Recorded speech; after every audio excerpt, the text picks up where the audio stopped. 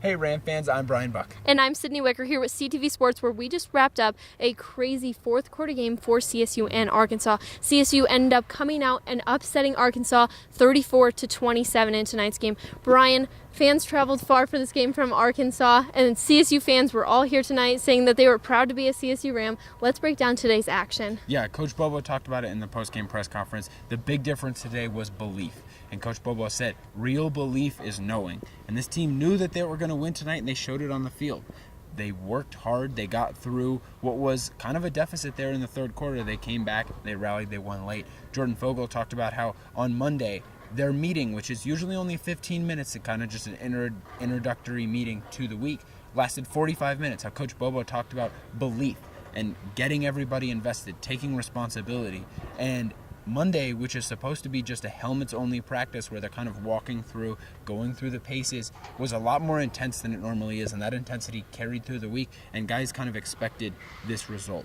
Yes, I love what Coach Bobo said about belief, because I think that's what helped this team really turn around and get their mindset going, because they needed that kind of drive. But Arkansas wasn't easy on them at all. We saw huge carries tonight by Rakeem Boyd, who was a star on Last Chance U. I'm sure a lot of the guys had noticed him. He had 67 yards for only 7 carries. And then also Devah Whaley, who is a huge rushing, who had huge rushing yards for Arkansas. He had 167 yards for them as well. So it was huge for them as a team, and they weren't light on CSU, especially in the first half. But that second half, when CSU started getting their momentum going, that's what really changed the game for them. Yeah, Arkansas's rushing attack was relentless, and their offense was impressive in just how able they were to continuously rushing the football. But CSU's offense, especially at the end of the third quarter and in the fourth quarter, really took the cake tonight. KJ Carta-Samuels in the second half alone went 22 of 27 for 297 passing yards. The final stat line of the night for Preston Williams was 12 catches for 154 yards and 2 touchdowns. Both of those touchdowns came in the last 17 and a half minutes, which is crazy. Cameron Butler, the tight end, 107 receiving yards, including a big 54-yard catch to set up that first touchdown run for the Rams late in the third quarter. And they were down 27-9 late in the third quarter.